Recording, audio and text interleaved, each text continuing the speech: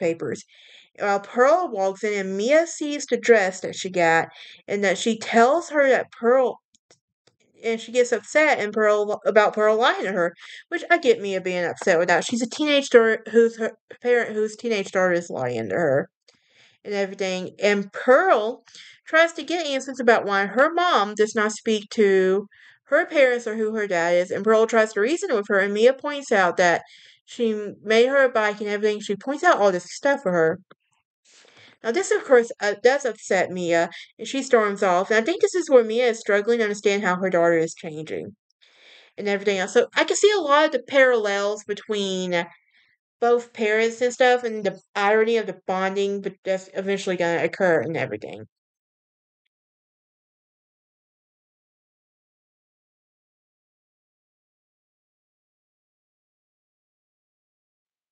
Hello, hello, hello, hello. Welcome back to Breezyville. Today we are doing a Breezy review, and I have been obsessed with this show. We call Little Flowers Everywhere, and I've already reviewed 2 episodes already, and I'm on episode 6 now. But I've been taking notes for every episode, so I figured I might as well get caught up because we are midway through the season, and you know, and I know if I don't do it now, I'm gonna get all the way in, all the way into this whole thing and everything. So why not just go ahead and jump into my reviews from episode 3? And then I'm going to do one next episode. I'll do 4 and 5. But episode 3 is called 70 Cents. And this starts off in December of 1996 when BB is in her apartment feeding and taking care of a crying baby. She then goes to the store and is struggling to buy formula. The cashier is not happy and not sympathetic with her at all. And she gets back to her apartment, has no power, and she spends a lot of time, rest of the night, trying to keep the baby warm. She then takes the baby to a fire department and drops the baby off, thinking she's helping the baby and everything else. But I feel like this was more like she in her mind she thought she was really helping her daughter, like and everything, because she didn't know what else she could do and everything. Now, let's fast forward to the present, 1997. And this is where Mia and BB are sitting in a closed restaurant, and 2 guys come in looking for the owner, and they send him back automatically. And I can tell there is something shady going on. And this also gets revealed later on, but Mia is trying to comfort her friend who is struggling to come to terms with everything. And me now, I want to jump to Pearl and Moody. And I feel like Moody is the definition of a nice guy, which you'll see more what I mean a little bit later. But I feel bad for Moody. Like, he is the nice guy. He doesn't des- he doesn't deserve Pearl, honestly, and to be friends with her. I feel like he's just a nice guy. He does and everything. And we all know nice people finish last. I would know. But anyway, Pearl and Moody are at school when Pearl sees the homecoming sign. She is trying to hit at Moody, and he is not wanting to go. Now, Lexi and her boyfriend are in her car. She is giving him a hand job, basically, while reading her essay to him.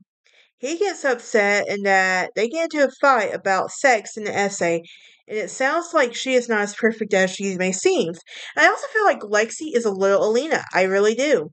Like, Lexi is trying so hard to please her mom, be this perfect child that everybody loves and everything else.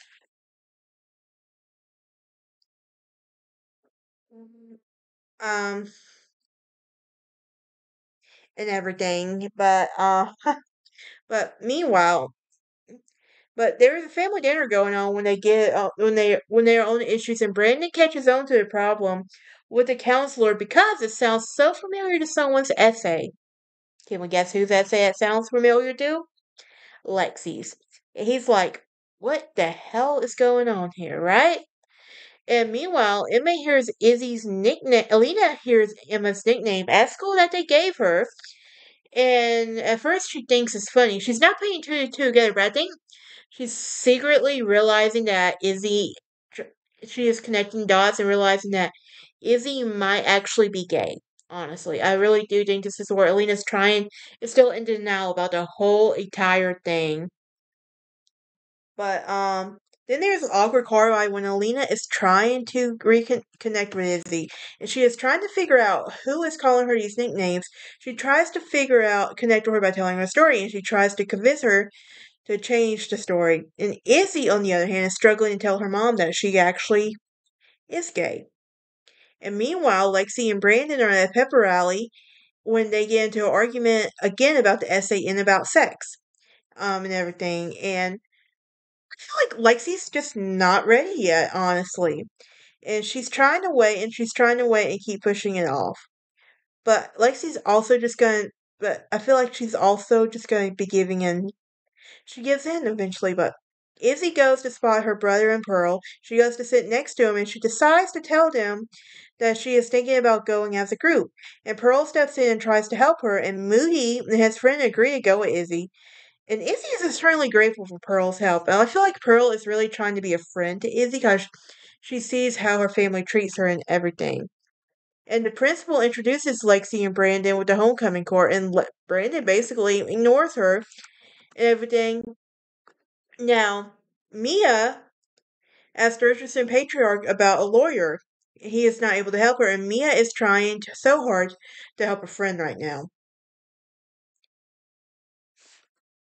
Now, let's jump to where Mia is helping Alina with decorations, and Alina explains how Linda struggled to get pregnant, and she talks about how Linda and Mark adopted their baby, Maribel, and are in the process of adopting their baby Maribel, and it turns out to be the same little girl who is the daughter of who is the daughter of Bibi, the server, and Izzy comes in and tells Alina that she is going to homecoming.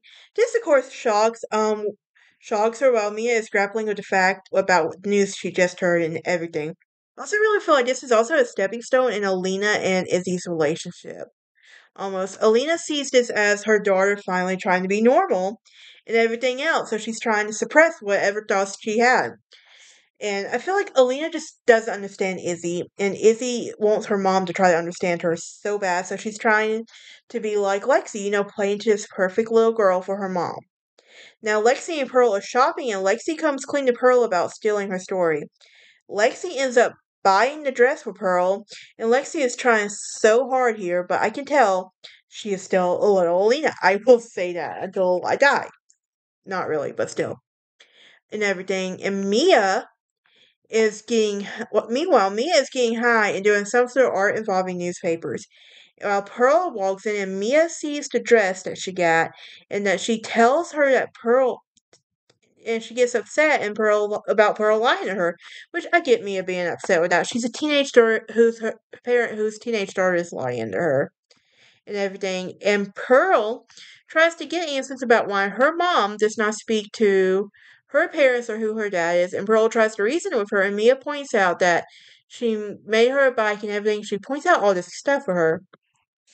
Now, this, of course, does upset Mia, and she storms off. And I think this is where Mia is struggling to understand how her daughter is changing and everything else. So I can see a lot of the parallels between both parents and stuff and the irony of the bonding but that's eventually going to occur and everything. But the next day, the Richardson family is getting ready and Pearl are getting ready. Mia arrives while Alina and her husband are getting ready for Maribel's party. Meanwhile, Izzy comes running out with a dress, surprising both her parents. She didn't ask Alina to help her shave. And this is really a turning point to their relationship, I really do also feel, because this is a 14-year-old girl who's at odds with her mom and everything else. And Alina had this proud mom moment and then goes to put lipstick on her daughter. Izzy is struggling with how she feels at this scene. And I think it's very important to know because if you remember a couple episodes back, we talked about how Izzy would take a marker and she wrote "not your puppet" on on her forehead and everything as a defiance to her mom. But anyway, Mia arrives at Linda's after voluntarily agreeing to take photos of the party, and Mia meets Linda again because she met her at the book club. Now, Lexi and Brandon are still in a fight about the essay. Brandon is trying to get her to understand his point of view, and they make up and go to homecoming. And I think this is where Lexi is trying so hard not to make herself look bad. I think this is where it surely shows she is Alina's mini version of her and everything, because she's trying to spin the story. And I think Lexi might be a bit of a narcissist in some way, even if she doesn't fully understand it yet. And she sees this as an excuse for her behavior, as a way to excuse her behavior. Izzy spots April and she is trying to distract herself and have a good time, while Pearl and Moody start dancing and having fun. Now, I want to talk, let's go to the birthday party now. Mia is taking photos of the party and everything, and it turns out that Debbie is April's mom. And is she shocked to find out Alina does not know what her daughter did. Now, I think this was probably more consensual than she likes to believe, and Debbie is also in the now that her daughter might be involved in the LGBTQ community as well, and she's just trying to deny the whole thing. I don't know. That's the thing. I'm not that far along yet, but during the homecoming, Izzy is trying to make April jealous by using Paul. Moody gets upset and gets concerned about his little sister, and he could tell that April got jealous as well. And I can tell that April got jealous, but it's like, I really do think there is something there between Izzy and April that we just don't know yet. And I'm excited to honestly see, the past of what happened there, like, what caused all of this and everything. But a huge dance scene breaks out, and Brandon spots Pearl. He then proceeds to go talk to her and everything, and he tries to befriend her, and he is shocked to find out that Lexi spun the story. Now, Lexi sees Brandon and tries to get him on the stage, and she then runs off after him, and Pearl tries to help her.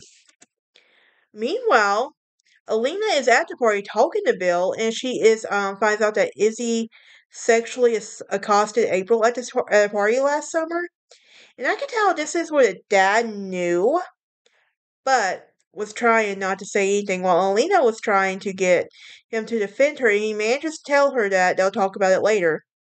Meanwhile, Mia goes to Mirabel's room and tries to get a hair sample or some sort of DNA. She then proceeds to hug the baby. Alina finds her and gets suspicious when she calls her another name. This is a personal feel like we're at a point too where Alina does not want to believe what is going on, because she's trying to think of the best and she's trying not to give into that right feeling she gets and everything.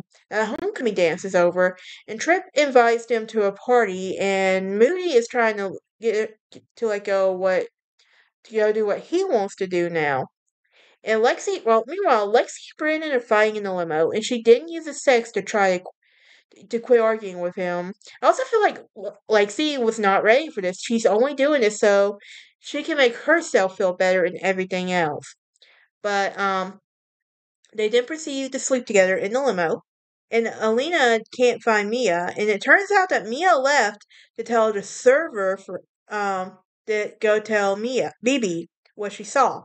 Now, the owner, I forgot the owner's name, don't judge, but he gives her a ride and everything. And Mr. Richardson and Alina are recording their happy birthday, and Mia goes to have sex with the owner, and their server then interrupts them at a birthday party.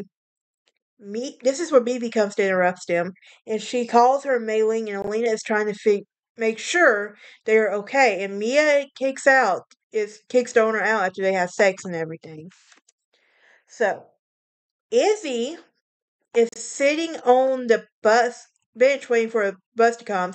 She is short, and the bus driver takes pity on her, and she then goes to the middle row, sits down, takes off the lipstick, and undoes her hair.